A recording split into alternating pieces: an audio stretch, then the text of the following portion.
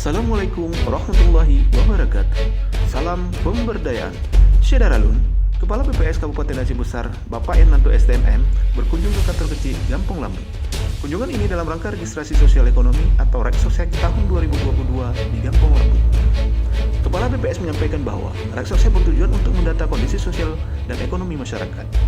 Data ini nantinya digunakan oleh kementerian atau lembaga sebagai dasar pengambilan kebijakan dalam penganggaran. Tambahnya, Bismillahirrahmanirrahim. Assalamualaikum warahmatullahi wabarakatuh. Bapak Ibu, sekarang BPS sedang melaksanakan kegiatan registrasi sosial ekonomi. Nah, di sini ada petugas lapangan yang akan mendatangi dari rumah ke rumah. Di sini ada pendataan tentang yang pertama profil penduduk. Nah, profil penduduk akan ditanyakan tentang nama, nik, terus berusaha di bidang apa. Juga ada tentang sosialnya dengan apakah ada pengaruh penglihatan, pendengaran, jalan. Mohon maaf saya bilang ada informasi tentang disabilitas. Juga ada tentang ekonomi yang ditanyakan. Nah, ekonomi ini juga ditanya tentang berapa luas rumah dan sebagian besar rumahnya lantainya dari apa? Dari semen atau dari tanah.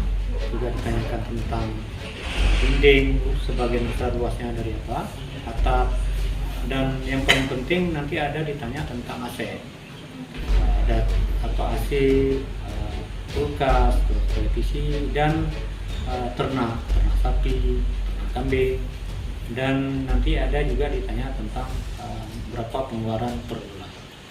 Nah, ini tolong kami harap kepada masyarakat Lambu untuk membantu petugas kami, karena data ini akan sangat-sangat bermanfaat bagi pemerintah untuk mengambil kebijakan ke depan. Mungkin itu yang bisa saya sampaikan. Terima kasih. Assalamualaikum warahmatullahi wabarakatuh. Reksosek merupakan kegiatan yang dilaksanakan BPS bekerja sama dengan mitra atau petugas pengawasan lapangan dan petugas pendata lapangan. Demikian informasi ini kami sampaikan. Salam pemberdayaan. Wassalamualaikum warahmatullahi wabarakatuh.